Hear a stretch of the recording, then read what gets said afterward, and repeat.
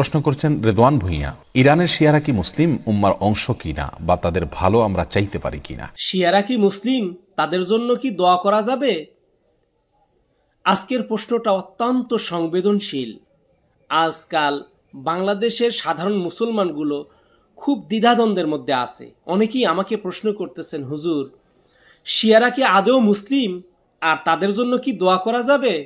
আসুন আমরা এই বিষয়টা আবেগ দিয়ে নয়, কোরআন সুন্নাহ ও আকীদার মূলনীতির ভিত্তিতে সংক্ষিপ্ত আলোচনা করি।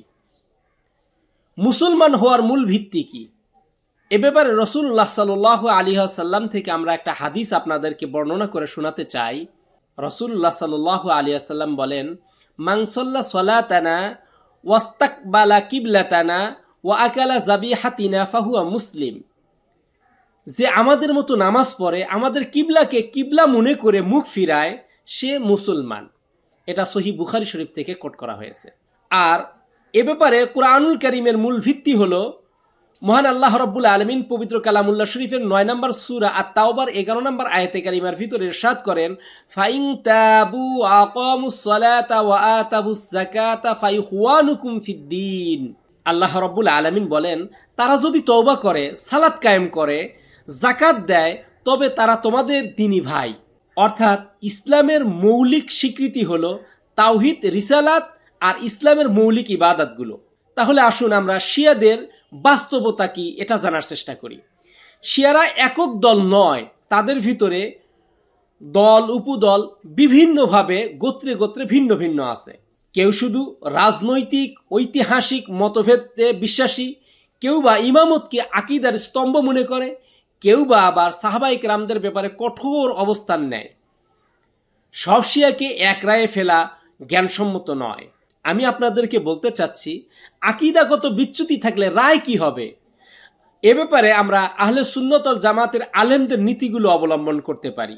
মুহাক্কিক আলেমগণ মনে করেন, কুফরি আকীদা ও ব্যক্তির উপর কুফরের হুকুম এক বিষয় নয়।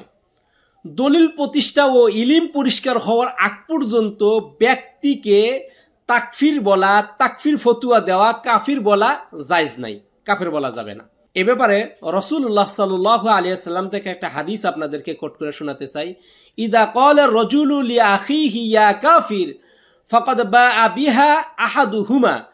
কেউ তার ভাইকে কাফির বললে তা তাদের একজনের উপরে ফিরে যায়। এটা সহিহ মুসলিম শরীফ থেকে হাদিসটা কোট করা হয়েছে। তাই আমি আপনাদেরকে বলতে চাই, সাধারণ মানুষকে সহজে তাকফির ফতুয়া দেওয়া, কাফির বলা, এটা বিপজ্জনক। আস্তাগফিরুল্লাহ, আস্তাগফিরুল্লাহ। আল্লাহ আমাদেরকে মাফ করেন। আমাদের প্রশ্ন তো প্রশ্নই থেকে গেল, আমরা তাদেরকে কিভাবে দেখব? আমি আপনাদেরকে সহজে ৩টা স্তরের কথা বলবো। ১, আকীদাগত ভুল বলবো। ২, ব্যক্তি, তাদেরকে আমরা হিকমা দিয়ে দাওয়াত দিব। মহান আল্লাহ রাব্বুল আলামিনের ওই ফরমান, উদউ ইলা সাবিলি রাব্বিকা বিল হিকমাতি ওয়াল মাউইজাতিল হাসানা, এটা আমরা অবলম্বন করতে পারি। ৩, তাকফির, এটা সম্পূর্ণ আলেমদের ব্যাপার। এটা মুহাক্কিক আলেম যারা আছে, গবেষণালব্ধ জ্ঞান দ্বারা তারা এটা বিচার বিশ্লেষণ করবে। এটা সাধারণ মানুষগুলো এড়িয়ে চলবে। সাধারণ মুসলমান এটা থেকে বিভ্রান্তি হওয়ার, ফিতনা হওয়ার আশঙ্কায় এটা এড়িয়ে চলবে। কাউকে সহজেই তাকফির বা কাফির ফতোয়া দেবে না। এখন তাহলে প্রশ্ন জাগে, হুজুর, তাদের জন্য কি আমরা দোয়া করব? তাদের জন্য দোয়া করা যাবে? এ ব্যাপারে মহান আল্লাহ রাব্বুল আলামিনের ওই আয়াতে কারিমে আমরা অনুসরণ করতে পারি। মহান আল্লাহ রাব্বুল আলামিন ৫৯ নম্বর সূরা হাশরের ১১ নম্বর আয়াতে কারিমার ভিতরে ইরশাদ করেন, রব্বানা গফির লানা ওয়া লিইখওয়ানিনাল্লাযীনা সাবাকুনা বিল ঈমান। হে আমাদের রব, আমাদের এবং আমাদের মুমিন ভাইদেরকে ক্ষমা করো। তাহলে আমরা বলতেই পারি, আমরা তাদের জন্য হেদায়েতের দোয়া করব, তাদের জন্য সত্যের দোয়া করব, তারা যেন সত্য পথ খুঁজে পায়, বিভ্রান্তির মুক্তির দোয়া করব। সবসময় মনে রাখবেন, ঘৃণা ছড়ানো এটা দাওয়া নয়, এটা একজন প্রকৃত মুসলমানের দায়িত্ব নয়। আপনি সবসময় মনে রাখবেন, ঘৃণা ছড়ানো, বিদ্বেষ ছড়ানো, বিশৃঙ্খলা সৃষ্টি করা, এগুলো সম্পূর্ণ শয়তানের কাজ। মনে রাখবেন, অহংকার করবেন না, নিজেকে বড় মনে করবেন না। এটা শয়তান এবং আপনার নফসে আম্মারার প্ররোচনা, এগুলো থেকে বেঁচে থাকার চেষ্টা করতে হবে।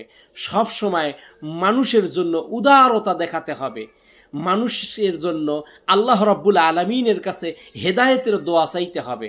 তাহলেই তো আমি নিজে হেদায়েত পাবো। আল্লাহ রাব্বুল আলামিন আমাদেরকে কবুল করেন, আমিন।